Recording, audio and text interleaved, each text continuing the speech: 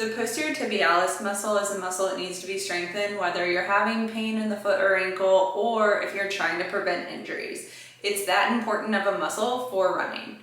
If you have posterior tibialis pain, you usually have pain on the inside of your shin that wraps around the medial malleolus and then hooks right under the arch of the foot but doesn't go under the foot. So this can occur from overuse. It's a common overuse injury. What happens is the posterior tibialis tendon controls pronation and arch support. So if you aren't able to activate that muscle appropriately, you're more likely to overpronate or go into more pronation.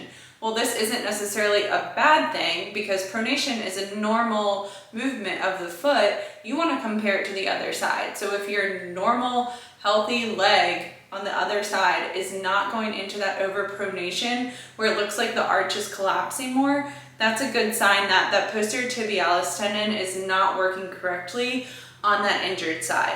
As a physical therapist, I get asked all the time if you need orthotics when you have that posterior tibialis pain, and the answer is always, it depends. And I know this answer can get super annoying. I was annoyed in PT school when I'd hear that all the time as the answer, but it really does depend. If you're able to keep running and rehab your injuries, you most likely don't need orthotics or any sort of insert.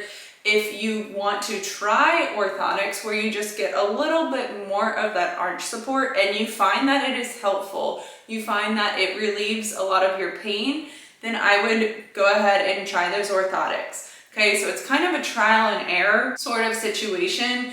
You want to try over-the-counter orthotics before you jump into custom orthotics. Okay, so I recommend over-the-counter. You can use Superfeet or Sole, S-O-L-E. Those are good orthotics. They run around $50-60 versus custom orthotics are usually like $300 to $400. So over-the-counter, try those first. If you like them and you just want a little bit more arch support, go ahead and use them, but understand that orthotics and insoles should be temporary. You should still be going through your rehab exercises and later on eventually find that you might not need your orthotics anymore. If they tend to cause more pain, ditch the orthotics. You tried it, it didn't work, just go through the rehab exercises. One last thing I want to talk about before we get into those exercises is if your hips and knees have anything to do with posterior tibialis tendonitis or inner shin pain, and the answer is yes. That can always be the case with running.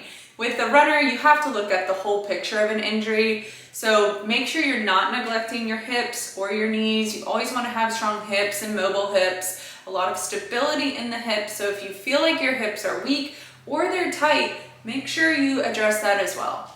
So let's go through a couple exercises to strengthen that posterior tibialis tendon. The first exercise for posterior tibialis tendonitis, so we're really trying to address this inner tendon that hooks all the way from the top of the inner shin down into right at that navicular bone in the arch of your foot.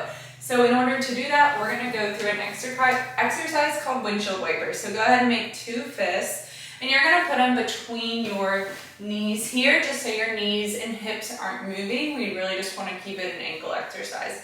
So from here, you're gonna lift your toes up, bring them out and down. So I'm just swiveling on my heel, and then I'm gonna bring my toes up, in and down, okay? So the posterior tibialis tendon controls plantar flexion and inversion. So that's when you'll start to feel that control in that posterior tibialis tendon, and you'll also feel it in the anterior tibialis, which is the front shin muscle as well, and that's okay. This is like a full ankle stability exercise. So the whole goal here is you're going up as far as you can, out as far as you can and down, and then up as far as you can, in as far as you can and down. You'll start to feel that throughout your entire ankle as you go through a bunch of reps of this exercise.